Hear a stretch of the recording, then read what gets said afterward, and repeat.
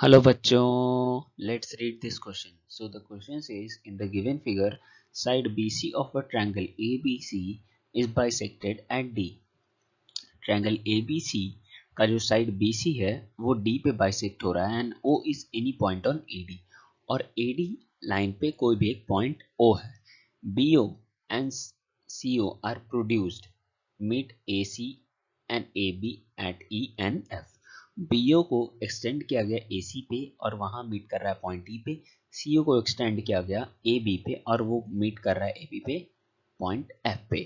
AD is produced to X और AD को क्या किया गया, एक्सटेंड कर दिया गया थोड़ा और बाहर आउटसाइड ऑफ ट्रायंगल एक्सटेंड किया गया so that D is the mid point of OX. और ऐसे एक्सटेंड किया गया, इतना लेंथ लेकर एक्सटेंड किया गया कि D जो है वो OX का क्या बन गया, मिड पॉइंट बन गया.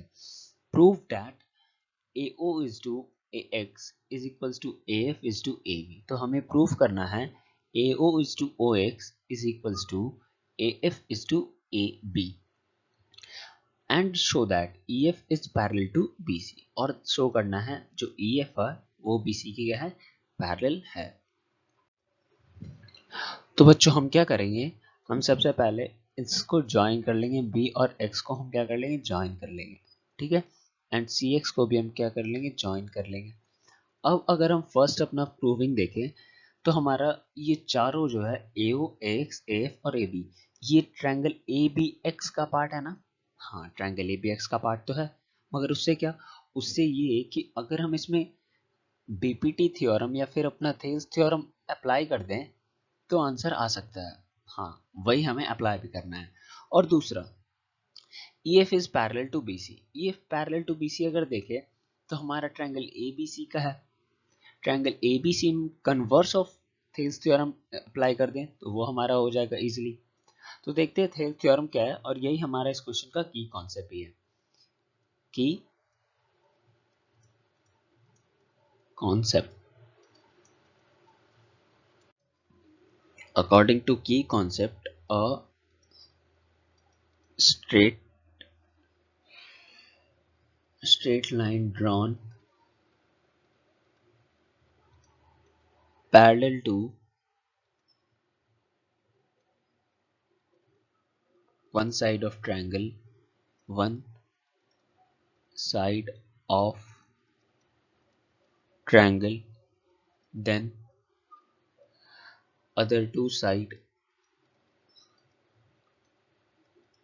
other two sides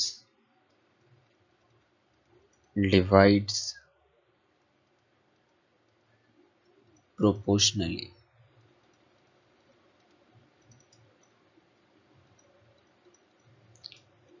और इसी का कन्वर्स भी जान लेते हैं क्योंकि हमारा वो भी यूज होगा इस क्वेश्चन में, converse.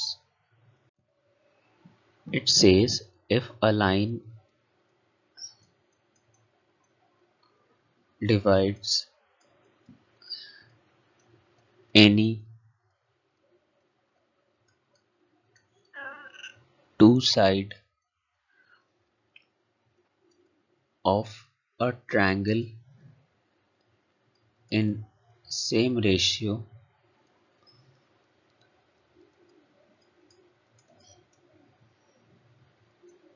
then line must be parallel to line must be parallel to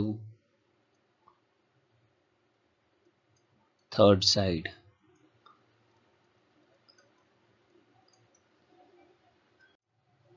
तो हमारा जो फर्स्ट थ्योरम कह रहा है वो कह रहा है कि अगर किसी ट्रायंगल में कोई एक लाइन ड्रॉ किया गया है और वो किसी एक साइड के पैरेलल है तो वो अदर टू साइड्स को क्या करेगा, प्रोपोर्शनली डिवाइड करेगा, सेम रेशियो में डिवाइड करेगा.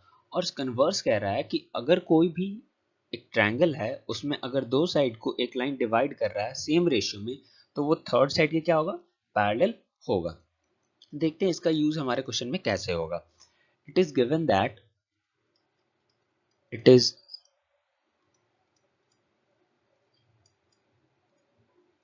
given that BC is bisected at D.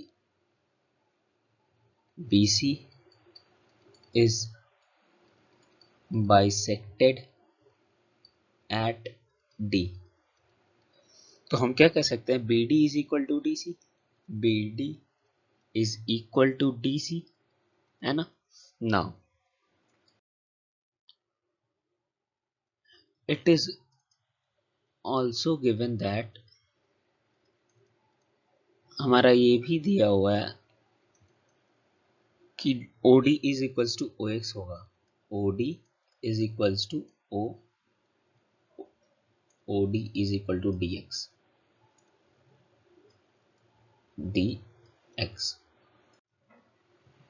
अब अगर हम देखें, अगर हम BX और CX को फिर से ज्वाइन कर लें, तो यहाँ हम देखें तो OD और BC क्या है, BOCX एक क्वाड्रिलेटरल है, उसका दो डायगोनल्स है ना, और डायगोनल्स आपस में क्या कर रहा है, इंटरसेक्ट कर रहा है। So we can write the diagonals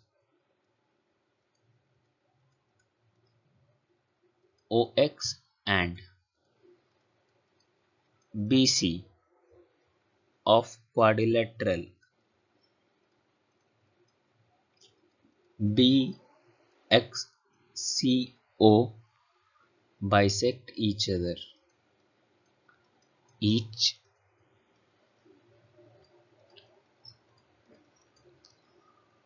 और कौन सा क्वाड्रिलेटरल अपने डायगोनल्स को बाइसेक्ट करता है, वो होता है parallelogram. So BXCO is a parallelogram, we can write।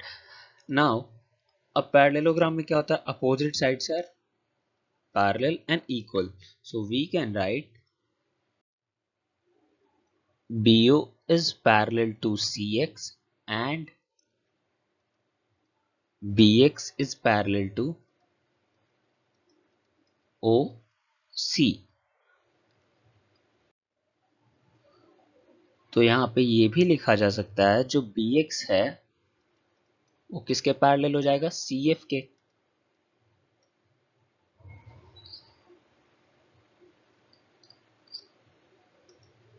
BX is parallel to CF and CX is parallel to BE। और अगर फर्दर देखें तो हमारा जो BX होगा वो OF के पैरेलल हो जाएगा ना, हाँ हो जाएगा। एंड CX किसके पैरेलल हो जाएगा, उस छोटे वाले पार्ट के, है ना, जिसको हम लोग बोल सकते हैं OE। तो ये हमारा यहाँ पे मेन था, BX is parallel to OF and CX is parallel to OE। हम लोग यहाँ कैसे पहुंचे, पहले हमने उसे पैरेललोग्राम प्रूव किया, पैरेललोग्राम की प्रॉपर्टी यूज की, अपोजिट साइड्स आर पैरेलल, और वहां से हमें ये पॉइंट मिला। Now moving further, what we can do, applying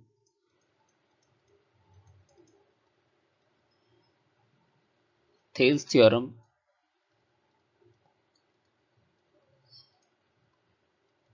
Thales थ्योरम से अगर हम ट्रायंगल ABX में अप्लाई करें, इन ट्रायंगल ABX में, तो हमें क्या मिलेगा, वही कहता है हमारा थेल्स थ्योरम। थेल्स थ्योरम क्या कहता है कि अगर किसी ट्रायंगल में कोई लाइन है जो वो थर्ड साइड के पैरेलल है, तो वो अदर टू साइड्स को क्या करेगा, सेम रेशियो में डिवाइड करेगा। So we can write AO upon AX is equal to AF upon AB। और इसी चीज को हम ट्रायंगल ACX में अप्लाई करें, इन ट्रायंगल ACX में क्या होगा, हमारा CX जो है वो OE के पैरेलल है, CX is parallel to OE। Same चीज हम अप्लाई करेंगे तो हमें मिलेगा AO upon AX is equal to AE upon EC, AC, it's AC। Now इसे हम इक्वेशन 1 ले लेते हैं और इसे हम इक्वेशन 2 ले लेते हैं। यहाँ पे इक्वेशन 1 और 2 में हमारा जो LHS है वो इक्वल है, तो हमारा RHS भी क्या होगा, इक्वल होगा। From 1 and 2, from 1 and 2 we can see AF upon AB is equals to AE upon AC। अब यहाँ पे हमें रेशियो मिल गया ट्रायंगल ABC का, है ना, ऑफ ट्रायंगल ABC।